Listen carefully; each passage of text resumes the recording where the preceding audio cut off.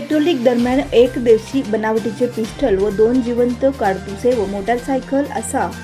1,20,400 रुपये किमतीचा मुद्देमाल जप्त।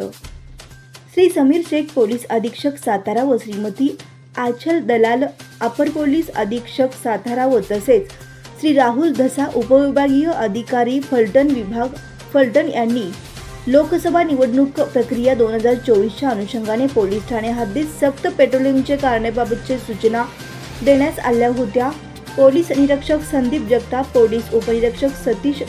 आंदेलवार व पोलीस ठाण्याचे अंमलदार असे शिरोळ पोलीस ठाणे हद्दीत पेट्रोलिंग करत असताना पोलीस निरीक्षक संदीप जगताप यांना त्यांच्या विश्वसनीय बातमीदारामार्फत बातमी प्राप्त झाली की शिरवळ गावाच्या हद्दीत फळशी रोडला 2 संशयित इसम धनलक्ष्मी पार्किंग आवारात संशयितरित्या फिरत आहेत अशी माहिती प्राप्त झाल्याने शिरोळ पोलीस ठाणे स्टॉपसह मिळालेल्या बातमीच्या ठिकाणी पोहोचले। त्यावेळी तेथे होंडा युनिकॉर्न MH2DD 5930 या गाडीवर बसून होते। त्या इसमाची हालचाल संशयास्पद जाणवल्याने त्यास त्याचे नाव गाव विचारले असता त्यांनी उडवाउडवीची उत्तरे दिली। त्यांचा हावभाव व हालचाली संशयास्पद वाटू लागले। जवळ आले, कापडी पिशवी दिसून आली तेव्हा त्या पिशवीची पाहणी केली असता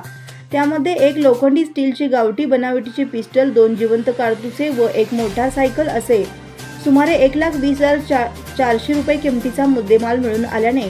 त्याच्या विरुद्ध शिरोळ पोलीस ठाणे 137/2024 शस्त्र अधिक 1959 चे कलम 31725 प्रमाणे गुन्हा दाखल केला आहे। नोव्हेंबर 2022 पासून 80 देशी बनावटीचे पिस्टल, 312 बोर सायफळ, 187 जिवंत काडतुसे व 377 रिकाम्या पुंगळ्या जप्त करण्यात आल्या आहेत। श्री समीर शेख पोलीस अधीक्षक सातारा, श्री आचल दलाल अपर पोलीस अधीक्षक सातारा यांच्या मार्गदर्शनाखाली श्री राहुल धस उपविभागीय पोलीस अधिकारी फलटण विभाग फलटण यांच्या सूचनेप्रमाणे पोलीस निरीक्षक संदीप जगताप, पोलीस उपनिरीक्षक सतीश आंदेलवार, शंकर पांघारे सह पोलीस फौजदार पायरा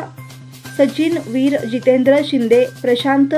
धुमाळ, पोलीस कॉन्स्टेबल मंगेश पोझर, सूरज चौहान यांनी सदरची कारवाई केली असून कारवाई सहभागी अधिकारी व अंमलदार यांचे श्री समीर शेख पोलीस अधीक्षक सातारा, श्री आचल दलाल अपर पोलीस अधीक्षक सातारा व श्री राहुल धस उपविभागीय पोलीस अधिकारी फलटण विभाग फलटण यांनी अभिनंदन केले आहे।